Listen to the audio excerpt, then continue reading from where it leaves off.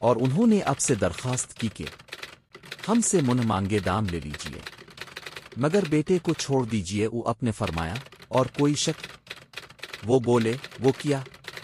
اپ نے فرمایا میں بلاتا ہوں اور اس کی خوشی پر چھوڑتا ہوں، اگر وہ ساتھ جانا پسند کر لے تو آپ لوگ اسے لے جائیں، مجھے دام لینے کی بھی ضرورت نہیں، لیکن اگر اس نے میرے ساتھ رہنا پسند کیا تو پھر میں بھی اسے نہیں چھوڑ سکتا۔ انہوں نے کہا قربان جائیے اس لطف و کرم پر، اس سے عمدہ بات کیا ہوگی۔ چنانچہ اپنے زید کو بلایا اور فرمایا دیکھو یہ دو مہمان آئے ہیں، کیا انہیں تم پہچانتے ہو؟ زید نے کہا ہاں ہاں، یہ تو میرے باپ اور چاچا ہے۔ آپ نے فرمایا تمہاری خوشی پر ہے، چاہو تو ان کے ساتھ گھر چلے جاؤ، اور اگر دل چاہے تو میرے ہی پاس رہ جاؤ۔ بچہ فوراً اب سے لپٹ گیا اور بولا نہیں نہیں، میں تو آپ ہی کے ساتھ رہوں گا۔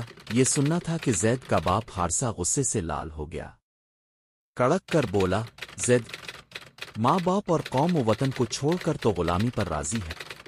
زید نے کہا معاف کیجیے گا، انہوں نے مجھے غلام نہیں بنایا ہے، پھر ان میں تو وہ خوبیاں ہیں کہ میں انہیں کبھی نہیں چھوڑ سکتا۔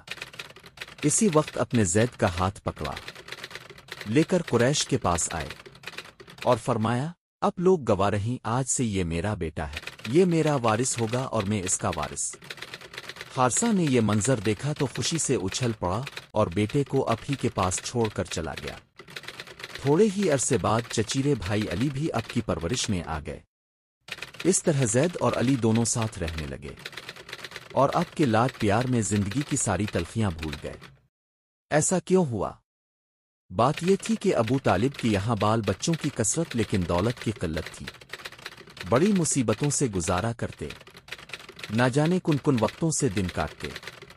اس پر غضب یہ کہ عرب میں ایک دفعہ بڑے زور کا قحط پڑا، ایسا قحط جو اپنی مثال اب تھا۔ ابو طالب کا تو پوچھنا ہی کیا، بڑے بڑے رئیسوں کی کمر ٹوٹ گئی اور نہ جانے کتنے دولت مند کنگال ہو گئے۔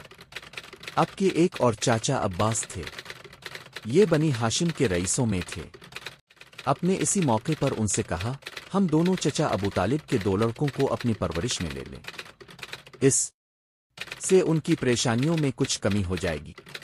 عباس نے یہ رائے پسند کی، چنانچہ دونوں ابو طالب کے پاس گئے اور ان کے سامنے اپنی بات رکھی۔ ابو طالب نے کہا جن کو چاہو لے لو۔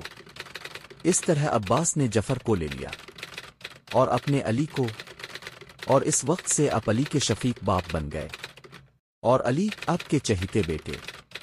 ابھی یہ سلسلہ جاری ہے۔